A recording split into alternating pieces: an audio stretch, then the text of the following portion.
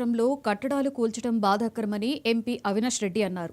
జ్యోతి క్షేత్రాన్ని సందర్శించి కూల్చివేతలను ఆయన పరిశీలించారు.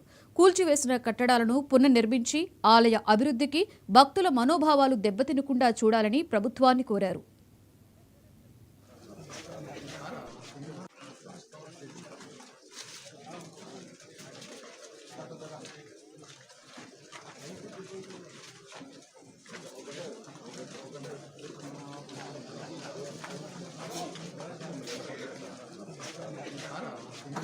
ఈ ప్రాంతానికి సంబంధించి జ్యోతి క్షేత్రానికి సంబంధించి దాదాపు ఇక్కడికి రావడానికి రోడ్ ఏదైతే ఉందో ఒక 3.26 హెక్టేర్స్ రోడ్డు. ఆ రోడ్ అయితేనేమి జ్యోతి క్షేత్రంలో జరిగిన నిర్మాణాలు దాదాపు 9.72 హెక్టేర్స్, మొత్తం కలిపి 12.98 హెక్టేర్స్. ఇదంతా కూడా అటవీ శాఖ నుంచి డైవర్ట్ చేసి ఈ గుడికి యాజమాన్యానికి అందించండి. దానికి ప్రతిఫలంగా యాజమాన్యం మీరు ఏం పెనాల్టీస్ వేసినా, అఫారెస్టేషన్కి సంబంధించి మీరు 2 3 భూమి అడిగినా ఇవ్వడానికి సిద్ధంగా ఉంది. దానికి పూర్తి పూచి ప్రభుత్వం తీసుకుంటుంది అని చెప్పి జగన్మోహన్ రెడ్డి గారు ఆగస్టు 2023లో కేంద్ర అటవీ శాఖ మంత్రి గారికి రాసిన లేఖ ఇది.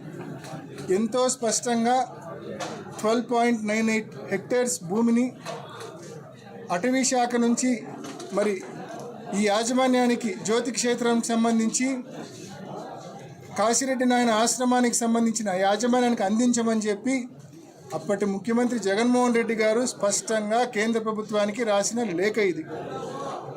ఈ లేఖ రాసిన తర్వాత మళ్ళా పెద్దలు గోవిందరెడ్డి గారు, అనేక మంది కాశిరెడ్డి నాయన ఆశ్రమానికి సంబంధించిన పెద్దలు ఢిల్లీకి కూడా రావడం జరిగింది. ఆ తర్వాత నాతో పాటు అప్పట్లో వైఎస్ఆర్ కాంగ్రెస్ పార్టీ ఎంపీగా ఉన్న విజయసాయిరెడ్డి గారు ఇద్దరం కూడా కేంద్ర అటవీ శాఖ మంత్రి గారిని కలిసి విన్నవించి జగన్మోహన్ రెడ్డి గారు రాసిన లేఖను అప్రూవ్ చేయమని చెప్పి మనవి చేయడం జరిగింది. మరి ఇది దీనికి సంబంధించిన చరిత్ర. మరి ఈరోజు అప్పట్లో ఒకవైపు ప్రయత్నం చేస్తూనే మరోవైపు అటవీ శాఖకు సంబంధించిన ఏ అధికారి కూడా ఇక్కడికి వచ్చి డెమాలిషన్ చేసే సాహసం చేయకుండా దీన్ని ప్రొటెక్ట్ చేసుకుంటూ వచ్చాం.